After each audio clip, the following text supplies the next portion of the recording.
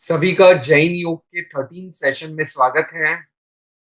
मैं हूं नील और आज मेरे साथ पैनल पे डॉक्टर जितेंद्र भाई शाह जुड़े हुए हैं अहमदाबाद से, जो कि हमें जैन योग की श्रृंखला में परम पूज्य आचार्य भगवंत हरिभद्र सुरीश्वर जी महाराज साहब वीर रचित योग विंशिका नाम के ग्रंथ का स्वाध्याय करा रहे हैं। तो आज उसका 13 सेशन है। सो हम स्वागत करते हैं डॉक्टर जितेंद्र शाह का। आपको और कोई भी प्रश्न है योग रिलेटेड तो आप चैट बॉक्स या क्यूएनए में टाइप करिए। आप हैंड रेज करोगे तो मैं सेशन के बाद में आपको अलाउ करूंगा, आप जीतू भाई से प्रश्न पूछ सकते हो डायरेक्टली। थैंक यू जीतू भाई, स्वागत है आपका जैन योग के मंच पे। प्रणाम नील भाई। जैन योग द्वारा आयोजित समदर्शी आचार्य हरिभद्र सूरि विरचित योग विंशिका ग्रंथ के व्याख्यान माला में उपस्थित सभी जिज्ञासु भाइयों का और बहनों का मैं स्वागत करता हूँ। कुछ कारणों से ये जैन योग व्याख्यान श्रृंखला बीच में अवरुद्ध हुई थी। अब वो पुनः कुछ अंतराल के बाद शुरू हो रही है। इस अवसर पर मैं थोड़ी बातें जो पहले बता चुके हैं उसका पुनरावर्तन यहाँ करूंगा, जिससे हमें पता रहेगा कि आचार्य हरिभद्र सूरि जैन योग द्वारा किस प्रकार से शारीरिक, मानसिक एवं आत्मिक साधना की बात हमारे सामने प्रस्तुत करते हैं। सबसे पहली बात तो आचार्य हरिभद्र सूरि वर्तमान युग में कुछ विद्वानों ने उनको समदर्शी ऐसा विरोध दिया है। समदर्शी शब्द वैसे सरल शब्द है, प्रचलित शब्द है। सभी के प्रति समत्व भाव रखना वो समदर्शिता है। और आचार्य हरिभद्र सूरि को समदर्शी के रूप में प्रस्तुत किया है। हमारे मन में ये प्रश्न उठ सकता है कि और कोई विशेषण आचार्य हरिभद्र सूरि के आगे न लगाया और समदर्शी विशेषण लगाया, उसके पीछे क्या कारण? सबसे बड़ा कारण तो ये है कि आचार्य हरिभद्र सूरि ने बहुत विशाल जैन साहित्य का निर्माण किया। एक किंवदंती के आधार पर जो हमें पूर्व रचित ग्रंथों में उल्लेख प्राप्त होता है, तदनुसार आचार्य हरिभद्र सूरि ने 1444 ग्रंथों की रचना की। कोई एक व्यक्ति एक ही जन्म में इतने सारे ग्रंथों की रचना कर ले, ये एक आश्चर्य ही माना जाएगा। तो आचार्य हरिभद्र सूरि एक बहुत बड़े जैनाचार्य, जो आज के युग के लिए आश्चर्य उत्पन्न करने वाले जैनाचार्य थे।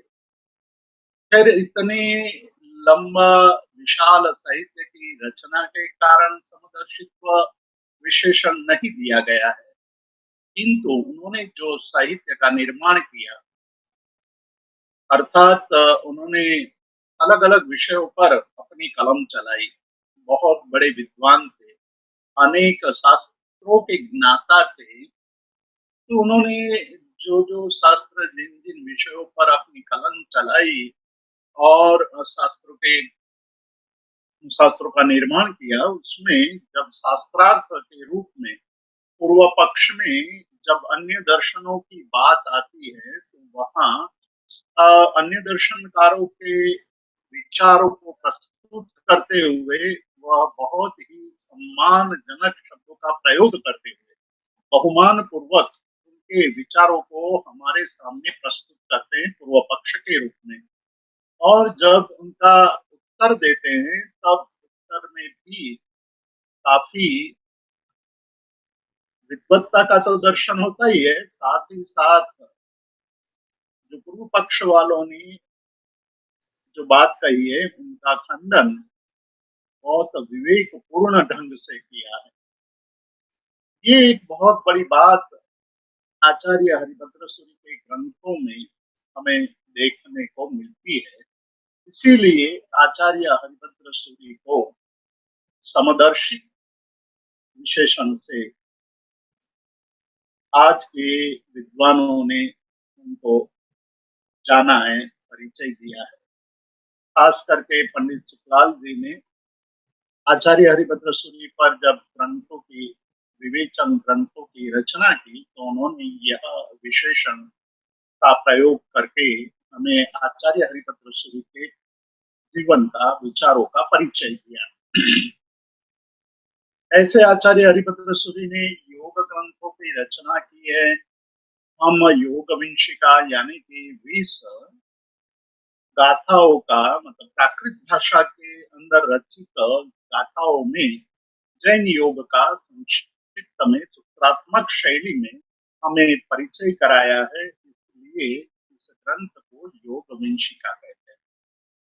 योग विंशिका पर उपाध्याय यशो विजय जी महाराज ने संस्कृत भाषा में एक बहुत ही गंभीर विचारपूर्ण टीका रची है, कमेंट्री बनाई है। तो ये कमेंट्री भी काफी उपयोगी है आचार्य हरिभद्र सूरि तक पहुंचने के लिए। अर्थात आचार्य हरिभद्र सूरि ने यहाँ संक्षिप्त शैली में जिन विचारों को प्रस्तुत किया है उनका रहस्य जानने के लिए हमें उपाध्याय यशो विजय जी की संस्कृत भाषा में रची हुई टीका, विवेचन बहुत ही उपयोगी सिद्ध होता है। आचार्य हरिभद्र सूरि ने जैन योग की व्याख्या करते हुए यह बताया कि मोक्षेण योजना योग, मोक्ष के साथ यानी मुक्ति के साथ हमारे हमारी आत्मा को जो जोड़ता है, जो जोड़ने की प्रक्रिया होती है, वही योग है। योग शब्द का अर्थ संयोग के अर्थ में लिया गया है। अन्य दर्शनकारों ने योग शब्द का अर्थ समाधि के अर्थ में लिया है। योग धातु क्रियापद संस्कृत भाषा में दो अर्थ में प्रयुक्त होता है, एक समाधि के अर्थ में और दूसरा योग, संयोग के अर्थ में। आचार्य हरिभद्र सूरि ने संयोग अर्थ को अधिक उपयुक्त माना और उसी के आधार पर यह व्याख्या बनाई। उसके पश्चात आचार्य हरिभद्र सूरि ने योग को 5 विभागों में विभाजित किया: स्थान, पूर्ण, अर्थ, आलंबन और निरालंबन, जिनकी हम विस्तार से व्याख्या कर चुके हैं। चूंकि बीच में अंतराल आ गया तो उसके कारण आज मैं थोड़ा पुनरावर्तन कर रहा हूँ, आप सभी को ये स्मृति में रहे कि अभी तक हमने क्या क्या पढ़ा है। तो आचार्य हरिभद्र सूरि ने योग को 5 विभागों में विभाजित किया: स्थान, पूर्ण यानी वर्ण, अर्थ, आलंबन और निरालंबन। जो स्थान है वो आसन आदि को योजित करता है, अर्थात स्थान से हमें आसन आदि का यहाँ अर्थ समझना है। आसन सिद्धि योग के लिए आवश्यक मानी गई है। जब तक हमारी काया की स्थिरता नहीं आ सकती है तब तक हम मन को भी स्थिर नहीं कर सकते हैं। चंचल काया से मन भी चंचल होता है। अतः सभी योग परंपराओं में ये माना गया कि सबसे पहले हमें आसन स्थिति करनी चाहिए। आचार्य हरिभद्र सूरी स्थान शब्द से यही बात हमें बताते हैं कि हमें साधना करके अपनी काया को स्थिर करना चाहिए। काया की स्थिरता से हमारे मन की स्थिरता को प्राप्त करना आसान हो जाता है। तत्पश्चात दूसरे क्रम में आचार्य हरिभद्र सूरी ने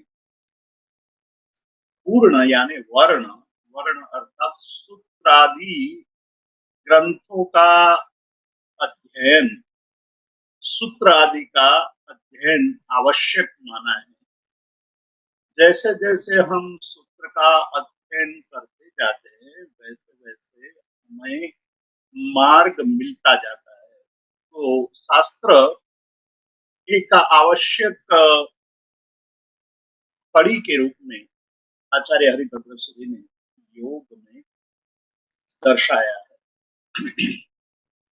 तो योग की साधना करने के लिए शास्त्र ज्ञान आवश्यक माना है, शास्त्र का अध्ययन आवश्यक माना है। शास्त्र का अध्ययन करके उसके अर्थ की सूत्र का अर्थ सूत्र के साथ साथ उसके अर्थ का चिंतन भी आवश्यक माना है। कई स्मृति रखने वाले अधिक स्मृति तेज हो जिनकी वो बहुत सारे ग्रंथों को तो याद कर लेते हैं आदि से अंत तक ग्रंथों को अपनी स्मृति में रख सकते हैं, किंतु जब तक उस ग्रंथों का हम अर्थों के साथ चिंतन नहीं करते हैं तब तक हमारे लिए ये मुश्किल बन जाता है कि सूत्र के द्वारा आचार्य हमें क्या कहना चाहते हैं। इसलिए यह भी आवश्यक माना कि सूत्र का अर्थ के साथ संयोजन करना। जब जब हम सूत्र का प्रयोग करें तब तक हमें उसके अर्थ का भी चिंतन करना चाहिए। इसलिए तीसरे क्रम में अर्थ लिया है, चौथे क्रम में आलंबन, जो अलग अलग शरीर के अलग अलग केंद्र पर हम किसी आलंबन को लेकर के ध्यान करते हैं तो उसको हम यहाँ आलंबन कहेंगे। और आलंबन की साधना करते करते आलंबन भी जब लुप्त हो जाएगा, मतलब आलंबन भी नष्ट हो जाएगा, तब निरालंबन की स्थिति आएगी। और निरालंबन वह समाधि की स्थिति है और समाधि की साधना ही हमारा अंतिम लक्ष्य है।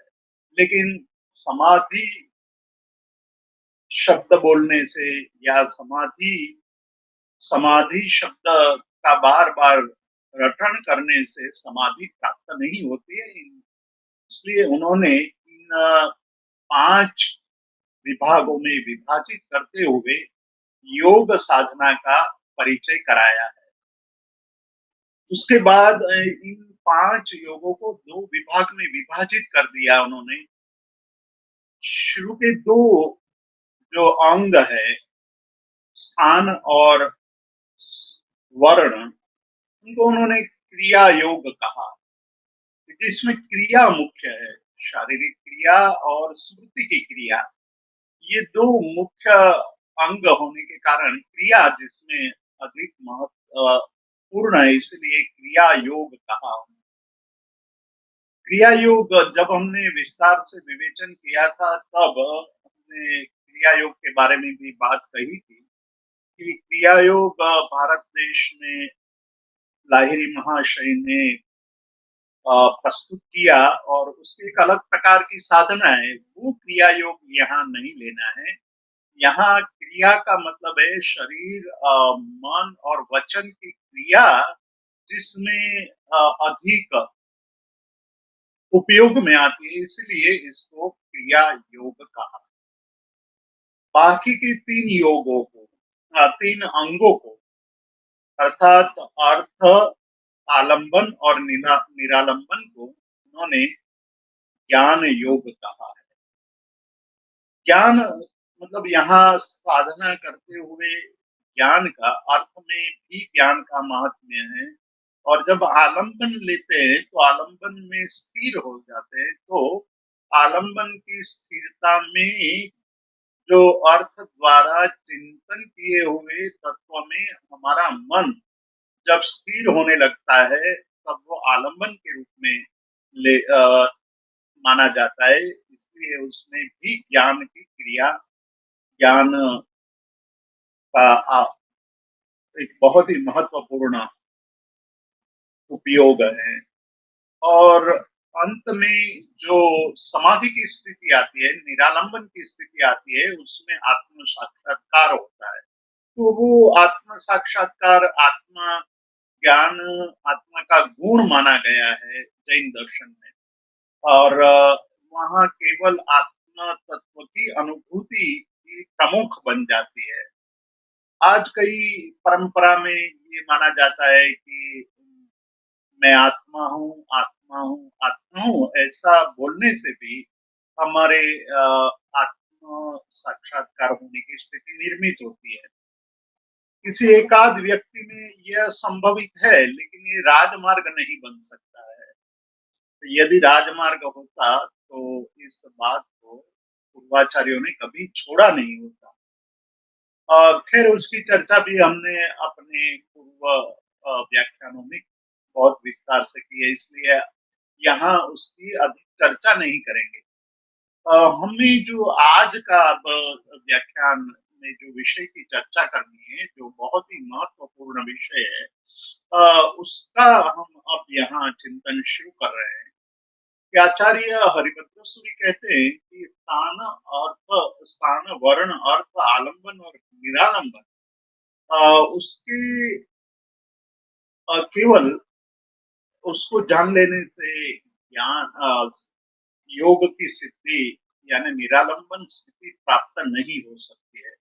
निरालंबन तक पहुंचने के लिए साधना का एक बहुत बड़ा मार्ग हमें धीरे धीरे यात्रा करते हुए उसको काटना होगा। इसलिए कई पहुंचे हुए योगियों ने ये कहा कि साधन करना होगा आपको, यानी साधना करनी होगी आपको, क्रिया करनी होगी। ये वो भी साधना के रूप में ही कहते हैं कि वहां क्रिया करनी होगी।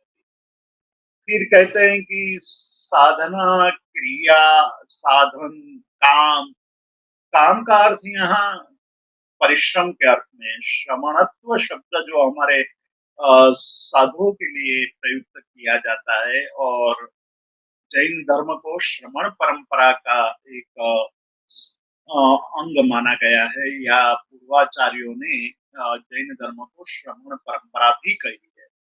तो श्रमण शब्द श्रम से आया है, जिसमें श्रम करना। श्रम का अर्थ यह निरंतर साधना करने का श्रम यहाँ लिया गया है। कि आप निरंतर साधना नहीं करते हैं तो मन के विकारों का शमन करना बहुत ही कठिन है। केवल आंखें बंद कर देने से, कुछ आसनों में स्थिर हो जाने से, या प्राणायाम के अलग अलग प्रयोग करने से हमारे अंदर कुछ समय की मानसिक स्थिरता आ सकती है, लेकिन मनोविकारों का शमन करना बहुत ही मुश्किल है। और उसमें भी क्रोध, मान, माया, लोभ आदि विकारों का शमन करना, और अंत में जाकर के सूक्ष्मतम जो राग और द्वेष है उनको निर्मूल करना अति अति अति कठिन है। उस अति कठिन कार्य को सिद्ध करने के लिए श्रम करना पड़ता है, परिश्रम करना पड़ता है, निरंतर परिश्रम करना पड़ता है, निष्ठा पूर्वक परिश्रम करना पड़ता है, और सजगता पूर्वक हमें परिश्रम करना पड़ता है। तो श्रमण शब्द से इन सभी बातों का समन्वय, संग्रह हो जाता है। इसलिए श्रमण परंपरा कहा है कि जो आत्म साधना के लिए परिश्रम करने वाली जो परंपरा है, उसको श्रमण परंपरा कहते हैं। हम देखते हैं कि जब महावीर स्वामी जो अंतिम तीर्थंकर जैन धर्म के, उन्होंने जब साधना की तो 12.5 साल तक निरंतर साधना करते रहे। साधना करते हुए पूर्व के अनेक जन्मों के द्वारा निबद्ध राग और द्वेषात्मक कर्मों का उन्मूलन करने के लिए उन्होंने इतनी बड़ी लंबी साधना की। और तत्पश्चात 12.5 साल की कठिनतम साधना, उसने उपसर्गों को भी सहन किया, परिसहों को भी सहन किया। साथ ही साथ उन्होंने ध्यान की निरंतर साधना की और अंत में जाकर के जो परम स्थिति है, परम स्थिति को वो प्राप्त हुए। तो ये 12.5 साल की जो साधना है, वो हमें ये दर्शाती है कि परिश्रम के बिना कुछ प्राप्त नहीं होता है। और हम जैसे आत्माओं ने जो पूर्व में अनेक कठिन कर्म बांधे हुए हैं, तीव्र राग द्वेष करते हुए हमारी आत्मा पर जो कर्म के अलग अलग स्तर ढेर सारा पड़े हुए हैं, उसको काटना, उसको नष्ट करना, उसको समाप्त करना आवश्यक है। इसलिए स्थान, वर्ण, अर्थ, आलंबन और निरालंबन को अधिक स्पष्ट करने के लिए आचार्य हरिभद्र सूरी कहते हैं कि इको या चौथा, ये जो पांचों अंग हैं योग के, उन पांचों के एक एक अंग हैं, उनके 4 प्रकार होते हैं। इत्थम च पूर्ण तत्तो मुने यज्ञो, तत्व तात्विक रूप से उसको जानना चाहिए। ये बहुत ही महत्वपूर्ण शब्द यहाँ प्रयुक्त करते हैं आचार्य हरिभद्र सूरी कि तात्विक रूप से उसको जानना चाहिए। केवल उसके अर्थ को जान लेने से कार्य नहीं सिद्ध हो सकता है। कार्य सिद्धि के लिए आवश्यक है कि हम उसको तात्विक रूप से जानें। ये सारा जो बताया गया है, समय ये अंतिम शब्द का प्रयोग करता है कि जो योग शास्त्र की ज्ञाता, उन्होंने जो नीति बताई है, साधना की नीति बताई है, साधना का एक मार्ग बताया है, उस मार्ग का यहाँ कथन कर रहे हैं। वो 4 प्रकार से, एक के 4 4 प्रकार करने होंगे। मतलब जब हम स्थान की बात करेंगे तो उस स्थान को 4 प्रकार से चिंतन करना होगा। जब हम वर्ण का विचार करेंगे, यानी सूत्र का विचार करेंगे, तब भी हमें उनको 4 प्रकार से विचार करके ही निर्णय करना होगा। अर्थ की बात जब हम करेंगे तब भी 4 प्रकार से विचार करना होगा, और उसी प्रकार आलंबन और निरालंबन को भी हमें 4 प्रकार में विभाजित करके उसके पर चिंतन करना चाहिए। तब हम उसको तात्विक रूप में जान सकते हैं। और बिना तात्विक रूप में जाने हम योग के रहस्य को, योग की साधना को, योग की सिद्धि को प्राप्त नहीं कर सकते हैं। तो योग की जो साधना है, उसको समझने के लिए तात्विक स्वरूप जानना आवश्यक है। तो पहली हम उसके 4 जो भेद है, वो 4 भेद हम पहले समझते हैं, उसका चिंतन कर लेते हैं, फिर एक एक का योग का या एक एक का हम विस्तार से वर्णन करेंगे। इच्छा, प्रवृत्ति, स्थिति और सिद्धि, ये 4 भेद बताए गए हैं। इच्छा, एक बार हमने कहा था कि शास्त्र में आचार्य हरिभद्र सूरी ने स्वयं योग दृष्टि समुच्चय नाम के ग्रंथ में ग्रंथ के प्रारंभ में ही इच्छा योग, शास्त्र योग और सामर्थ्य योग का विस्तार से वर्णन किया है। यहाँ हम उतना विस्तार नहीं करेंगे, आवश्यक भी नहीं है। और हम जो आवश्यक है उसका यहाँ विचार करेंगे। आचार्य हरिभद्र सूरी इच्छा को बहुत ही अधिक महत्व देते हैं कि हमारी साधना का प्रारंभ हमारी इच्छा से होता है, और इच्छा का हमें चिंतन करना चाहिए कि हम किस इच्छा को लेकर के योग साधना कर रहे हैं। यदि हम योग साधना कोई और इच्छा को लेकर कर रहे हैं तो हमें फल वैसा ही मिलेगा। यदि हमारी इच्छा बहुत गहन होगी तो हमारी साधना हमें गहनता तक ले जाएगी। जो हमने प्रणिधान आदि योग में भी उसका वर्णन किया था, चिंतन किया था। और तो आचार्य हरिभद्र सूरी कहते हैं कि इच्छा योग एक स्वयं योग के स्वरूप है। इच्छा स्वयं योग के स्वरूप है। वहां से प्रारंभ होती है हमारी साधना। साधना में जब तक इच्छा की तीव्रता का जब तक हमें एहसास नहीं होता है तब तक हमारी साधना गहन नहीं बन सकती है। इसलिए उन्होंने इच्छा के बाद कार्य समाप्त नहीं हो जाता है। केवल इच्छा करने से सिद्धि नहीं हो जाती है। इच्छा एक आवश्यक अंग जरूर है, लेकिन इच्छा करने के पश्चात हमारे जीवन में प्रवृत्ति आनी चाहिए। यानी जो इच्छा की है उसके लिए प्रवृत्त होना, उसके लिए साधना करना, उसके लिए प्रयत्न करना, वो प्रवृत्ति है। प्रवृत्ति कई लोग योग के महात्म्य को देख करके आरंभ कर देते हैं, प्रवृत्ति का आरंभ करते हैं, लेकिन वो इतनी निरंतरता नहीं होने के कारण बीच में ही प्रवृत्ति छूट जाती है। और धीरे धीरे साधना भी लुप्त हो जाती है। तो ये योग साधना के लिए आचार्य हरिभद्र सूरी कहते हैं कि स्थिरता परम आवश्यक है। हमें हमारी साधना में स्थिर होना अत्यंत आवश्यक है।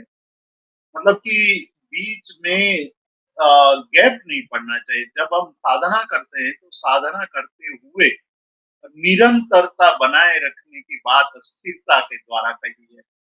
और योगी भी जब योग साधना करता है तो उसके लिए योग के अलावा और कोई बात उनको अच्छी नहीं लगती है। व्यवधान अच्छा नहीं लगता है।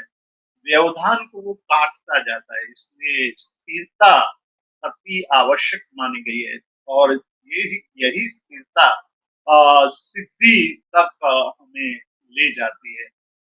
तो वैसे देखा जाए तो ये चार अंग, इच्छा, प्रवृत्ति, स्थिरता और सिद्धि, ये चारों भेद प्रत्येक अंग के साथ उसका संयोजन करना है। मतलब एक एक अंग का चार चार विभाग होगा तो 20 प्रकार से योग की व्याख्या हम कर सकते हैं।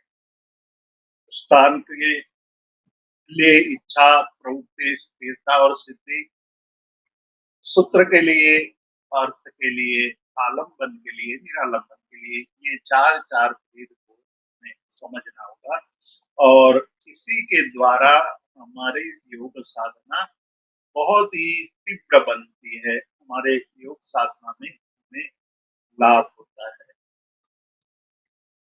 आसन में इच्छा, स्थानादि में इच्छा, और उसके द्वारा काया को स्थिर करना, इसकी इसके लिए प्रवृत्त होना। कई बार मैंने अपने व्याख्यान में कहा है कि जब योग साधना करते हैं तो योग साधना करते करते हमारी काया जो होती है, काया हमेशा सुखशील होती है, सुख की अपेक्षा रखती है। उनको कष्ट पसंद नहीं है। काया को जितना कंफर्ट मिलता है उतना ही अधिक पसंद करती है काया।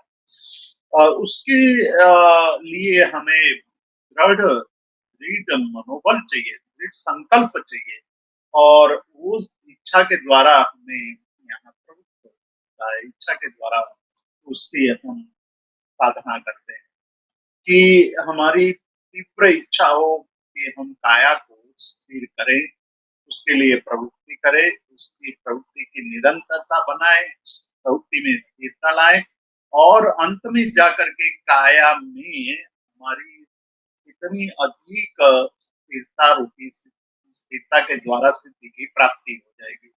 मतलब आसन सिद्ध होगा। जब आसन की सिद्धि हो जाएगी तो हमारे लिए और आगे के द्वार खुल जाएंगे। ये बहुत ही शनै शनै होता है, धीरे धीरे होता है, और बाद में जाकर के शरीर हमारे अनुकूल हो जाता है।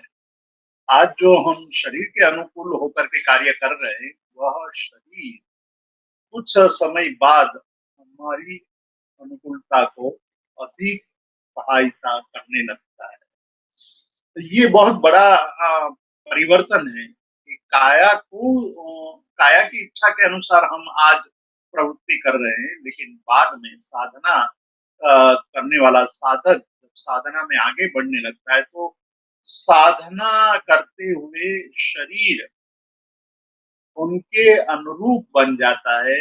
यानी कि साधक जो चाहता है उस अनुरूप शरीर उसको साधना में मदद करता है।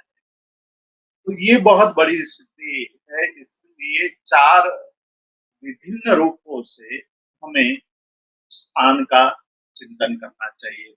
उसी प्रकार सूत्र का चिंतन करना चाहिए। सूत्र के साथ अर्थ जुड़ा हुआ है, इसलिए हमें यहाँ सूत्र और अर्थ दोनों की एक साथ विवेचना करेंगे कि हमारे अंदर जब ये सूत्र का अध्ययन और सूत्र के अर्थों का चिंतन, ये 2 बातें जब हम करते हैं तो अंदर हमारे मन के अंदर अर्थ बुभुत्सा, मतलब कि जिस तरह से हमें खाने की भूख होती है, धन की भूख होती है, प्रतिष्ठा की भूख होती है, वो सारी भूख, सारी वासनाएं, सारी अपेक्षाएं दुन्यवी है, यानी तुच्छ है और नष्ट होने वाली है। इसलिए उसको छोड़ करके हमें उच्चतम बुभुक्षा, यानी अंदर से एक प्रकार की भूख पैदा होनी चाहिए कि सूत्र पढ़ते हुए सूत्र के अर्थ की बुभुक्षा, सूत्र के अर्थ की भूख मन में। इस सूत्र पढ़ लिया, मैं यहाँ जैन धर्म के अनुसार या वैदिक परंपरा के अनुसार वेद का अध्ययन कर लिया या उपनिषदों का अध्ययन कर लिया, लेकिन उपनिषदों के अध्ययन करने के पश्चात उनके अर्थ का हम चिंतन नहीं करेंगे तो बहुत सारे उपनिषदों को पढ़ने के बाद भी कोई जीवन में परिवर्तन नहीं आ पाएगा। जीवन में परिवर्तन लाने के लिए अर्थ बुभुत्सा कि क्या कहना चाहते हैं योगी, जो हमारे पूर्व मनीषी थे, वो उपनिषदों की रचना करके हमें क्या बताना चाहते थे, वेदों का क्या मतलब था, या जैन आगम ग्रंथों या शास्त्र ग्रंथों का अध्ययन करके शास्त्र ग्रंथों के अर्थ की बुभुत्सा अंदर पैदा होनी चाहिए। जब अर्थ बुभुत्सा पैदा होती है तो उसके द्वारा अर्थबोध होने लगता है, और अर्थबोध हमारे जीवन को परिवर्तित करता है, हमारे जीवन को एक नई दिशा देता है। तो अर्थबोध, अर्थ बुभुत्सा और अर्थबोध आवश्यक है, और उसके लिए सूत्र आदि ग्रंथों में हमारे जीवन में सबसे बड़ी जो बात है वो बहुमान आदि हमारे सूत्र के प्रति, अर्थ के प्रति बहुमान, विनय, भक्ति आदि होना चाहिए, तभी वो अर्थ बोध हमें सम्यक रूप से होगा और बहुत तीव्र गति से होगा। ये भारतीय परंपरा बहुत अद्भुत है। वो कहते हैं कि केवल जान लेने से कोई लाभ नहीं होता है, जानने के साथ साथ हमें अर्थबोध और हमारे बहुमान आदि होना चाहिए, और इसी के द्वारा हमारे जीवन के अंदर परिवर्तन आ सकता है। तो इस प्रकार से हमारे इच्छा, प्रवृत्ति, स्थिरता और स्थिति की बात कही, उनको 5 अंगों में हमें विभाजित करके चिंतन करना चाहिए और हमारी साधना को गहन बनाना चाहिए। हमारे पास अभी नील भाई उपस्थित हो गए हैं। उनके और प्रश्न के लिए हम आज थोड़ा थोड़ा अधिक समय देना चाहते हैं, और आगे से हम लोग थोड़ा प्रयोगात्मक भी साधना करेंगे, जिसके द्वारा हम योग को जीवन में किस प्रकार से सिद्ध कर सकते हैं, उसका भी हम प्रयोगात्मक अध्ययन करेंगे, प्रवृत्ति करेंगे। तो आज हम लोग अभी प्रश्न काल शुरू करते हैं। मैं नील भाई को माइक सौंपता हूँ, वो सबको प्रश्न के बारे में आमंत्रित करेंगे। Thank you so much Jitu भाई। आपने बहुत ही कम समय में हमारा जो भी पहले स्वाध्याय हुआ था उसका पुनरावर्तन कराया, और आपने बहुत अच्छी तरीके से बताया कि कैसे आचार्य हरिभद्र सुरीश्वर जी महाराज साहब को समदर्शी आचार्य की उपमा दी गई है। तो क्यों समदर्शी? तो आपने ये भी बताया कि शास्त्रार्थ जब होते थे तो उसके पूर्व पक्ष में वो दूसरे अन्य दर्शनों का पक्ष भी बहुत ही सम्मान से रखते थे, और जब उसका खंडन करना होता था तो वो भी बहुत विवेक से करते थे। आपने जैन धर्म में जो पंचांग योग बताए हैं, यानी योग के 5 अंग बताए हैं, उसके ऊपर आपने आज प्रकाश डाला, और आपने बताया कि किस तरह इस 5 योगों को 2 योग में विभाजित किया गया है, जिसे क्रिया योग और ज्ञान योग कहा जाता है। मैं चाहता हूँ, सबसे पहले तो दर्शकों को कहना चाहता हूँ कि आपको कोई भी प्रश्न है तो आप चैट बॉक्स या क्यूएनए में डालिए, या तो आपका हाथ रेज करिए, मैं आपको प्रश्न पूछने के लिए अलाउ करूंगा। जीतू भाई, आपने बताया कि पंचांग योग यानी 5 अंग को योग के 2 भागों में विभाजित करने में आया है, क्रिया योग और ज्ञान योग। आप इसके ऊपर और थोड़ा विशेष प्रकाश डालोगे? हाँ नील भाई, आपकी जिज्ञासा बहुत ही अच्छी है। आपने जो प्रश्न प्रस्तुत किया है, उसमें दो बातें हमें ध्यान में रखनी है, ज्ञान योग और क्रिया योग। क्रिया योग जिसमें क्रिया का महात्म्य है, क्रिया को प्रधानता दी गई है, वो क्रिया योग है। और जिसमें ज्ञान की प्रधानता है, प्रवृत्ति में ज्ञान की प्रधानता दर्शाई गई है, वो ज्ञान योग है।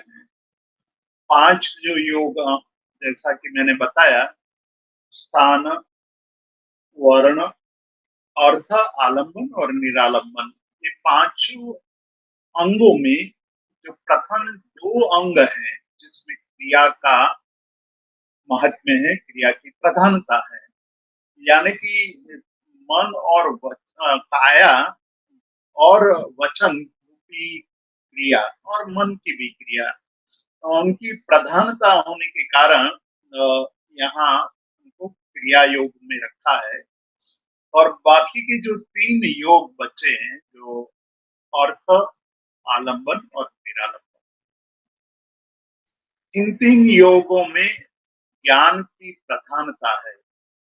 यानी कि जो सूत्र हमने पढ़े हैं, उस सूत्र के अर्थ का चिंतन, और उस चिंतन करते हुए उनकी गहराई तक पहुंचना, जैसा कि हमने एक बार देखा था हमारे पूर्व व्याख्यानों में, कि जब साधना करते हुए साधक गहराई में जब उतर जाता है, तो एक परमाणु के अलग अलग हिस्से को भी देखने का या चिंतन करने का वो विचार करता है। तो परमाणु उत्पाद द्रव्यात्मक है, उत्पन्न होता है, नष्ट होता है, द्रव्य है।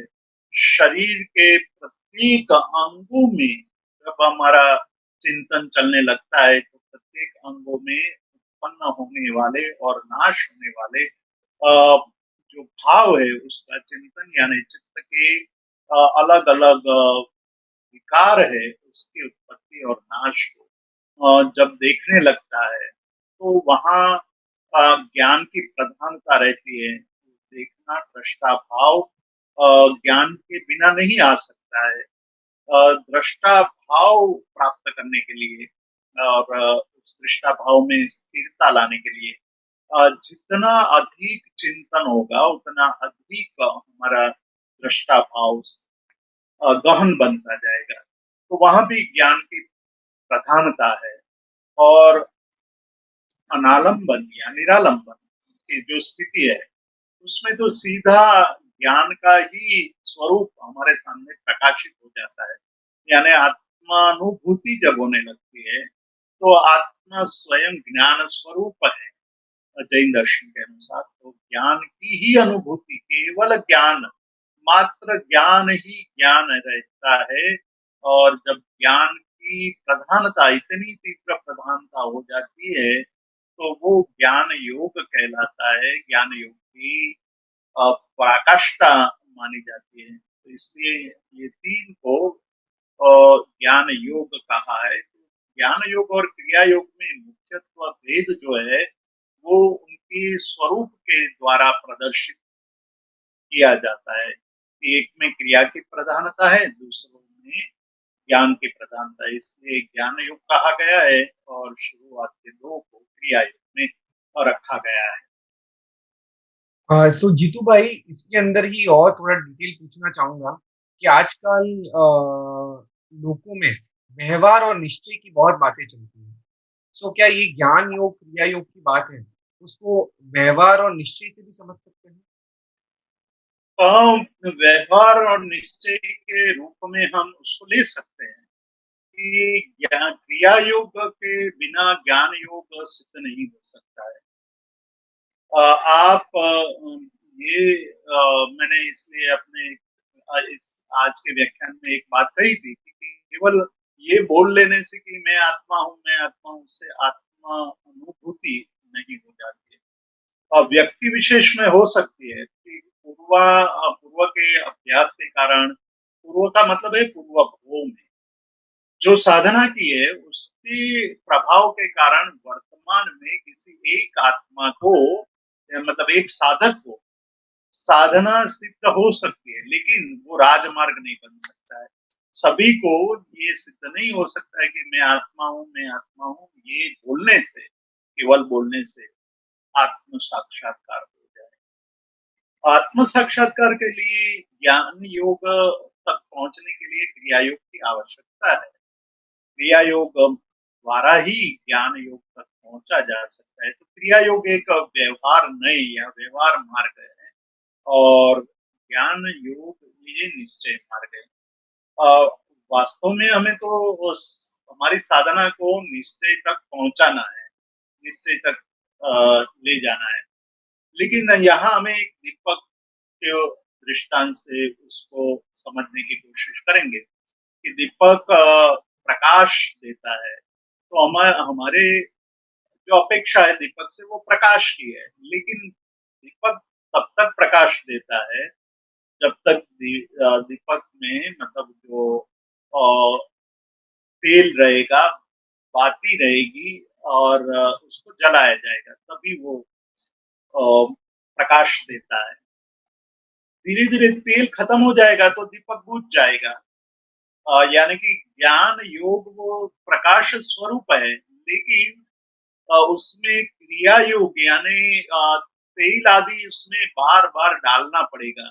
यदि तेल डालना बंद कर देंगे तो जिस प्रकार से दीपक बुझ जाता है, उसी प्रकार से हमारा ज्ञान योग भी नष्ट हो जाएगा। फिर हम मानने लगेंगे कि हम तो सिद्ध हो गए हैं, और सिद्ध हो गए इसलिए साधना की आवश्यकता नहीं है। तो पुनः वो अहंकार पैदा कर देगा।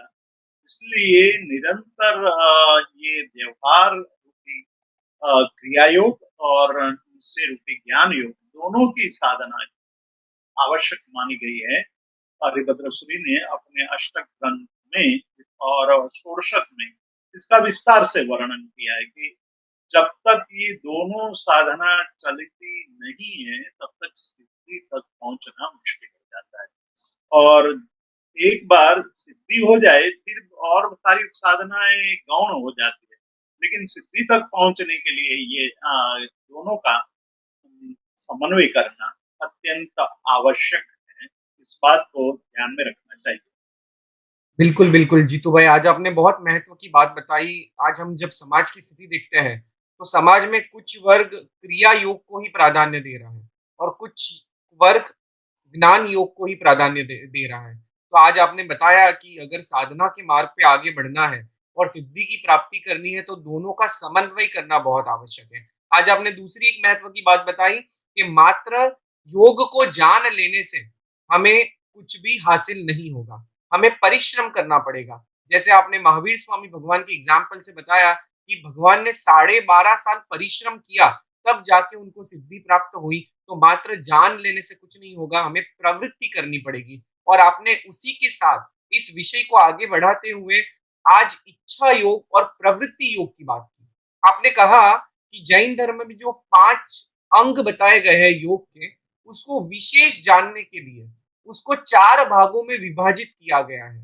और उसके अंदर आपने बताया कि इच्छा योग, प्रवृत्ति योग, स्थिरता और सिद्धि, ऐसे 4 अंग बताए। तो मैं जानना चाहता हूँ कि इच्छा योग का महत्व क्या है?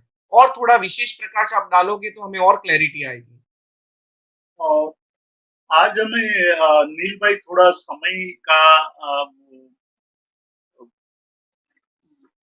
काफी संक्षिप्त करना पड़ा है, तो मैं अभी इसका विस्तार से वर्णन करने वाला हूँ इच्छा आदि के योग का। लेकिन मैंने शुरुआत में बताया कि इच्छा हमारे अंदर पैदा होनी चाहिए और वो इच्छा सम्यक होनी चाहिए। केवल मतलब इच्छा हो गई दूसरे लोगों को देख करके या टीवी में देख करके या मतलब किसी के स्वास्थ्य को देख करके हमारे अंदर इच्छा हो गई, वो इच्छा अ, सम्यक इच्छा नहीं है। इसलिए आज हम देखते हैं कि कई लोग योग का प्रारंभ कर देते हैं, लेकिन वो लंबा टिकता नहीं है। कुछ दिनों के बाद योग छोड़ देते हैं। वो कहते हैं कि मेरे से ये नहीं हो पाएगा या मैं नहीं करना चाहता हूँ। खाली-खाली ये ऐसा करने से क्या लाभ होगा? इस प्रकार के मन में विचार आने लगते हैं। तो इच्छा का हमें बहुत ही गहन चिंतन करना होगा कि हमारी इच्छा सम्यक है कि नहीं है। हम इच्छा के द्वारा हमारी जो अंदर इच्छा पैदा हुई है, वो इच्छा के द्वारा हम क्या प्राप्त करना चाहते हैं, वो इच्छा हमारी कितनी गहन है और जितनी तीव्र इच्छा होगी, उतना ही लाभ ज़्यादा होगा। तो प्रत्येक अंगों को, स्थानादि प्रत्येक अंगों को आचार्य हरिपुत्र सूरि ने कहा कि इच्छा अ, प्रवृत्ति, स्थिति, स्थिरता और सिद्धि के द्वारा हमें उसको जानना चाहिए। केवल मतलब स्थान, वर्ण, अर्थ, आलम्बन, निरालंबन इतना कहने से कोई लाभ नहीं होता है। तो ये आवश्यक है कि इच्छा को हम बहुत गहन रूप से जानें। और विशेष रूप से मैं यहाँ ये कहना चाहूँगा कि जैन धर्म में तो प्रत्येक बात को इच्छा के साथ जुड़ा है कि हम इर्यावयम करते हैं या प्रतिक्रमण करते हैं या कोई भी क्रिया करते हैं, तो पहले इच्छा कारेण संधि सह भगवान करके हम बात करते हैं कि मेरी इच्छा से मैं ये करना चाहता हूँ, न कि किसी के प्रभाव में आकर, किसी के देखने के बाद मेरे मन में ये विचार उठा है, ऐसी नहीं बात है। केवल गतानुगतिकता नहीं है, परंतु मैं स्वयं इसका विचार करके और निर्णय करके मैं अपनी इच्छा से ये करना चाहता हूँ, ऐसा भाव जब मन में आता है तब वो क्रिया सार्थक होती है। इसलिए स्थानादि को जानने के लिए, स्थानादि के अंदर विशेष प्रभुत्व होने के लिए ये इच्छा आदि का विचार करना अत्यंत आवश्यक है। और इच्छा आदि की बात जब हम करते हैं तो हमारे अंदर बहुत सारे एक प्रकार की अंदर अलग प्रकार के भाव उत्पन्न होने लगते हैं और परिवर्तन शुरू होता है। परिवर्तन का प्रारंभ यहाँ से ही होता है।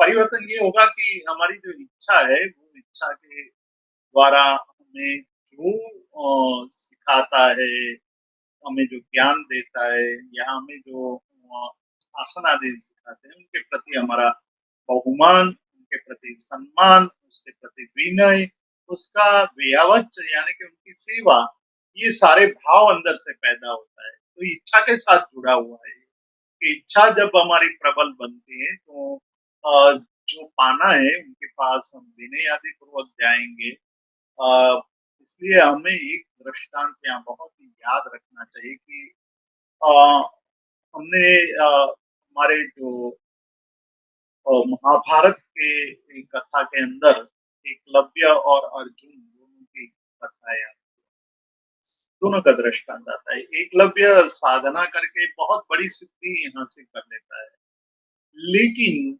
वो गुरुगम से नहीं मिली थी उसकी साधना। वो केवल देख करके सीख लिया था। ये गुरुगम आवश्यक है और साधना के लिए ये विनय, बहुमान, क्रियावत, भक्ति आदि भी आवश्यक है।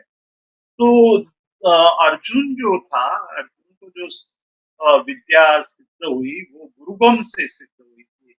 द्रोणाचार्य के पास रह करके उन्होंने ये साधना के लिए परिश्रम किया था और परिश्रम करके सिद्धि प्राप्त की थी। तो इसलिए बाद में वो मूल भरत के रूप में प्रसिद्ध हो गए। अर्जुन का पार्थ जो हमें विशेषण मिलता है वो उसकी धनुर्धरता, धनु को बहुत अच्छी तरह वो चलाना जानते थे। तो इस प्रकार जब हम साधना करते हैं तो साधना करते वक्त हमारे अंदर जो इच्छा योग यानी इच्छा की तीव्रता और वो जब हम पूर्ण रूप से समझ लेते हैं तो हमारी साधना अ, आगे चलने लगती है। इसलिए इच्छादि योगों को समझना अ, इतना ही आवश्यक है जितना आवश्यक हम स्थानादि को समझने की कोशिश कर रहे थे, उतना ही तीव्र आवश्यक है कि हम इच्छा आदि योग को जानें। यस जीतू भाई, इसके ऊपर ही थोड़ा और विशेष आपसे पूछना चाहूंगा कि हम जितने भी धार्मिक अनुष्ठान, धार्मिक क्रिया करते हैं, तो कहते हैं कि हमारा लक्ष्य यानी हमारी जो इच्छा है वो मोक्ष की प्राप्ति होना चाहिए। यानी कि हर प्रवृत्ति के पीछे कहीं ना कहीं इच्छा योग छुपा हुआ ही है। पर आज ऐसा देखा जाता है कि हम देखा देखी में और लोक लाज से भी प्रवृत्ति करते हैं, पर हमारे आशय की क्लैरिटी नहीं होती है। तो वो आशय की क्लैरिटी कैसे आए? जैसे एग्जाम्पल में अगर इतनी सारी क्रियाएं कर रहे हैं और कोई देव आ जाए या कोई ऐसा चमत्कार हो जाए, वो बोले कि आपकी क्रिया से हम प्रसन्न है, बस आपको अब मोक्ष दे देंगे, बस आपका मोक्ष हो जाएगा, तो हम एक बार सोचने लग जाएंगे कि वाकई हमें मोक्ष चाहिए या नहीं चाहिए। यानी हम प्रवृत्ति तो कर रहे हैं, पर उसके अंदर इच्छा की क्लैरिटी नहीं हो, या इच्छा को प्रबल करने के लिए क्या करना चाहिए? अम, बहुत ही अच्छी बात आपने पूछी है और बहुत ही आवश्यक भी है उसको जानना कि हमारी जो इच्छा है वो एकदम स्पष्ट होनी चाहिए। अ, उसमें हमारा भाव मतलब हमारा लक्ष्य क्या है वो स्पष्टता हो जानी चाहिए कि हम जो इच्छा कर रहे हैं वो इच्छा क्यों कर रहे हैं। आज की जो बात है वो बहुत बड़ी विचित्र है। ज्ञान का महात्म्य कम होता जा रहा है, क्रिया का महात्म्य बढ़ता जा रहा है। मैं उसको एक अलग दृष्टि से देखता हूँ कि जब हमारे सामने क्रिया का महात्म्य बढ़ रहा है तो वो क्रिया का महात्म्य एक ढंग से अच्छा भी है और दूसरे ढंग से अच्छा नहीं।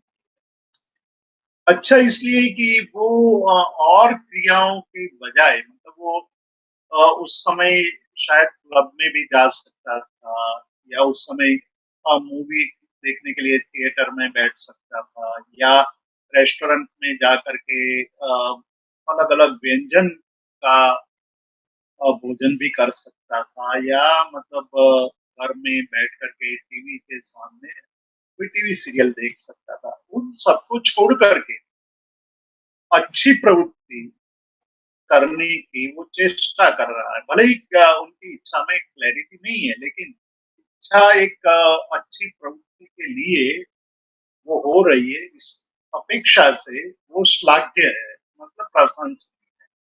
लेकिन वो पूर्ण रूप से प्रशंसा के पात्र नहीं है। वो पूर्ण रूप से प्रशंसा के पात्र इसलिए हैं क्योंकि उनकी इच्छा यदि किसी को देखा कि भाई इन्होंने साधना करके इतनी सारी संपत्ति प्राप्त कर ली, कोई व्यक्ति कोई हर रोज पूजा करता है और 5 साल के बाद बहुत बड़ा धनवान बन जाता है, या कोई पूजा करता है और बहुत बड़ा विद्वान हो जाता है, तो व्यक्ति उसको दोनों को साथ में जोड़ लेता है कि पूजा करने से वो धनवान बन गया, पूजा करने से वो प्रतिष्ठित हो गया, पूजा करने से वो नेता बन गया, पूजा करने से उसको अवार्ड मिलने लगे, तो मैं भी पूजा करने लगूं, तो मुझे भी अवार्ड मिलने लगेगा, मुझे भी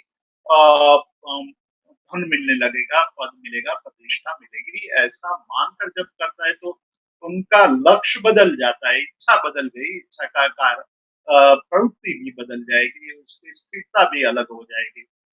ये सारा एक एक कदम गलत रास्ते पर चलने से हमारा पूरा मार्ग भटक जाता है। तो ये बहुत आवश्यक है कि पहला कदम जब हम उठाते हैं, तो वो पहला कदम जब उठाते हैं, तो वो सही दिशा में आगे बढ़े। जब पहला कदम ही गलत दिशा में हम आगे बढ़ेंगे, तो लक्ष्य तक पहुंचना मुश्किल हो जाएगा। इस दृष्टि से आचार्य हरिभद्र सूरी और जैन योग के योगियों ने ये बहुत स्पष्ट कर दिया है कि भाई आप पहले ये तय करो कि आपकी इच्छा क्या है, और वो इच्छा को समझो आप। और जब इच्छा को समझ लोगे, तब आपकी प्रवृत्ति बहुत तीव्र हो जाएगी। प्रवृत्ति तीव्र होगी तो स्थिरता भी तीव्र होगी, और स्थिति फिर अपने आप मिलने लगेगी। तो कहने का मतलब ये है कि जब हम इच्छा करते हैं, तो देखने मात्र से इच्छा कर लेना, वो इच्छा कुछ हद तक ठीक है। मान लो कि उसको अच्छे गुरु का योग मिल जाता है, या जानकार का योग मिल गया इस अवसर के दरमियान, तो उसके लिए बहुत बड़ा लाभदायक हो जाएगा। लेकिन ऐसा हर समय बनता नहीं है, हर समय गुरु का योग नहीं मिल जाता है, हर समय अच्छे सुयोग नहीं प्राप्त होते हैं। इसलिए पहले से अच्छे योग को पकड़ना, अपनी इच्छा को बहुत गंभीरता से सोचना, और उसके आशय को पकड़ना कि मेरा आशय क्या है, और क्या मैं उस आशय की प्राप्ति के लिए ये क्रिया कर रहा हूँ, वो ठीक है। वो तो क्रिया मतलब यदि आशय शुद्ध नहीं है, तो जो क्रिया हम कर रहे हैं, वो क्रिया का मतलब हो जाएगा कि आप बहुत बड़ा मूल्य दे करके छोटा लाभ प्राप्त करने की कोशिश कर रहे हैं। जो क्रिया है, पूजा आदि क्रिया है, वो तो बहुत बड़ी क्रिया है, और उससे आप बहुत तुच्छ लाभ प्राप्त करने की कोशिश कर रहे हैं। तो वो जैन धर्म ने बहुत ही स्पष्ट रूप से कहा कि भई आप जो क्रिया कर रहे हैं, वो क्रिया तो बहुत बड़ा लाभ देने वाली क्रिया है।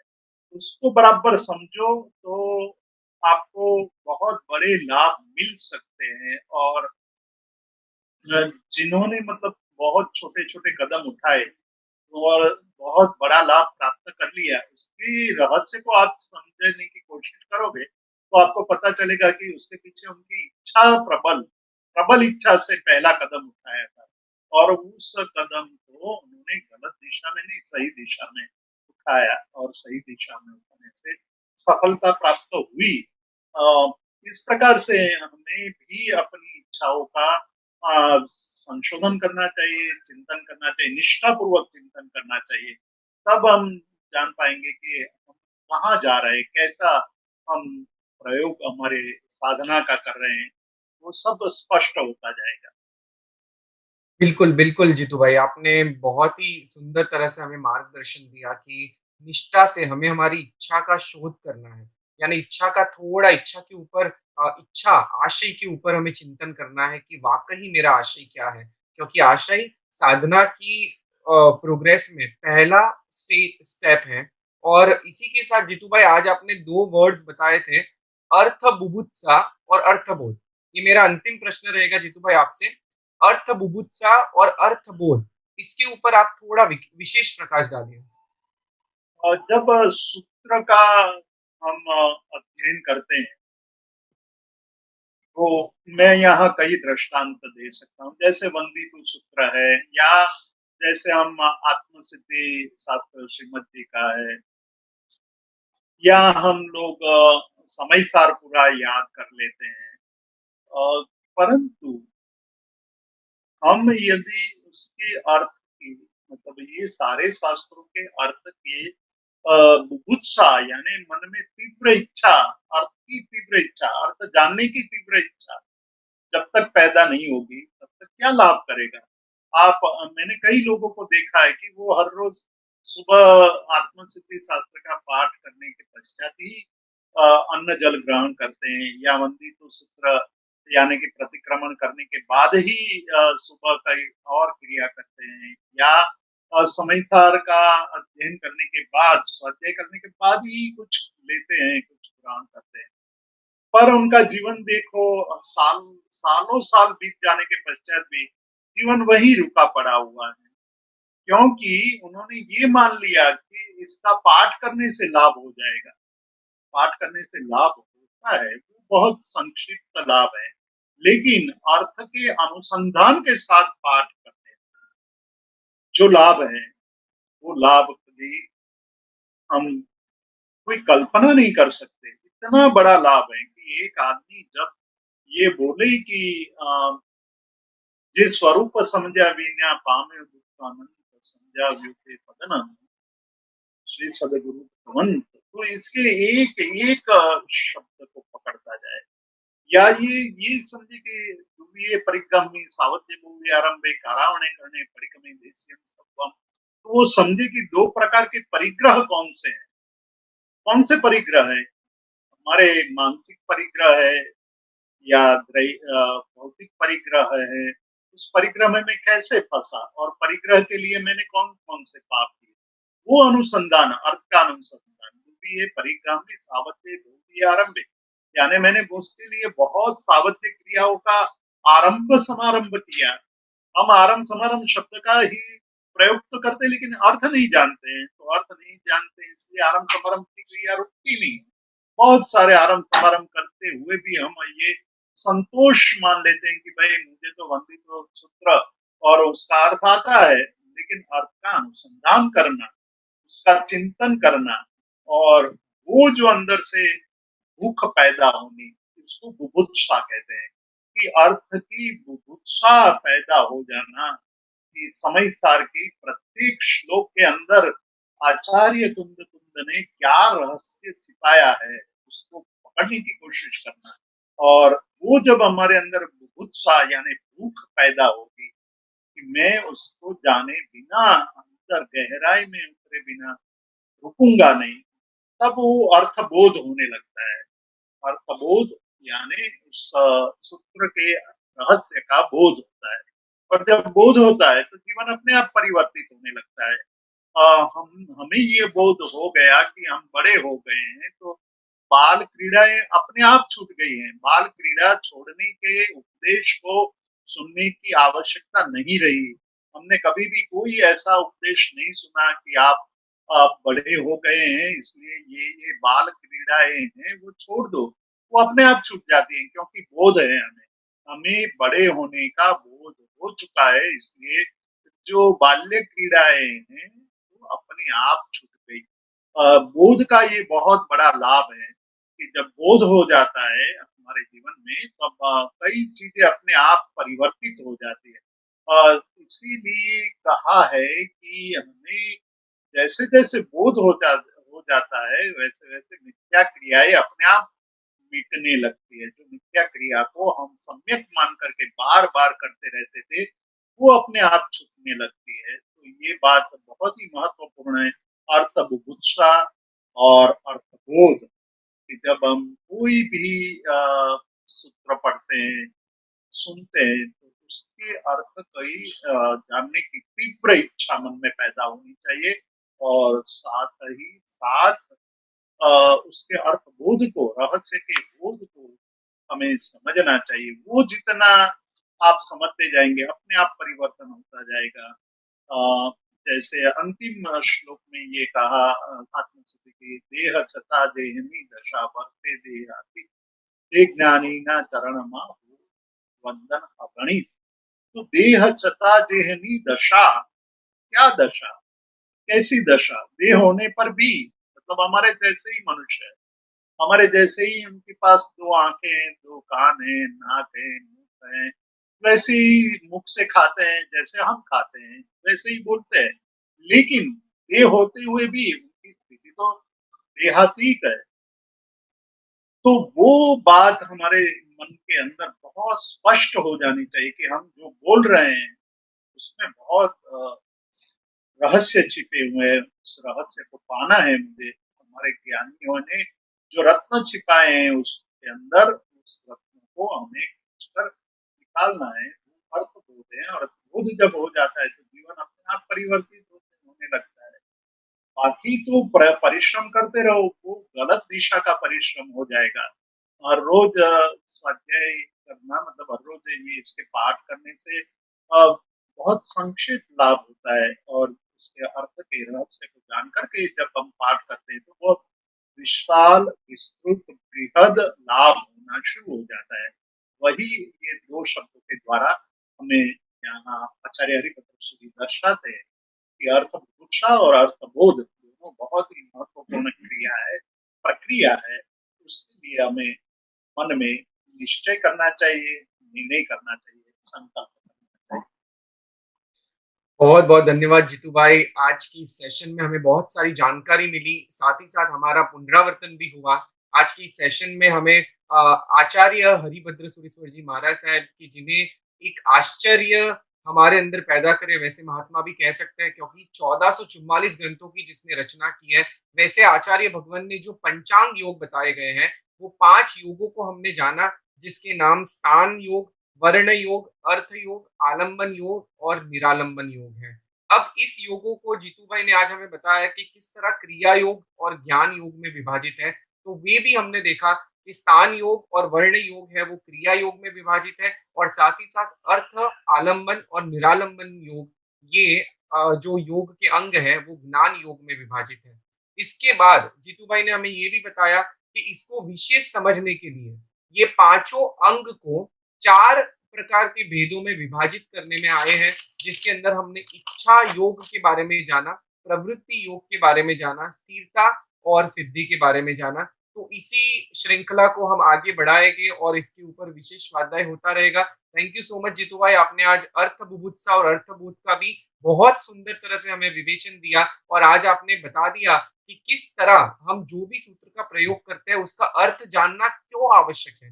मिस वो जानना ही चाहिए, वो जानेंगे तो ही हमें विशेष लाभ होगा। और आज की एक बहुत महत्वपूर्ण टेक अवे ये थी कि हम ये सिर्फ जान ले, उतने मात्र से हमारी सिद्धि नहीं होगी या हम साधना मार्ग पे आगे नहीं बढ़ेंगे। हमें परिश्रम करना पड़ेगा, जिसके अंदर आपने श्रमण शब्द का अर्थ भी बताया कि श्रमण शब्द में श्रम का मतलब ही है जो निरंतर साधना करते रहता है, जो निरंतर परिश्रम करते रहता है। जैसे महावीर स्वामी भगवान ने 12.5 साल तक निरंतर परिश्रम किया। तो इसी के साथ हम आज के सेशन को विराम देंगे। के साथ जगत के सभी जीवों का मंगल हो, जगत के सभी जीवों का कल्याण हो, इस भावना के साथ प्रार्थना। अणु परमाणु शिव बनी जाओ, अखा विष्णु मंगल थाओ, सर्वे जीवो मुक्षे जाओ।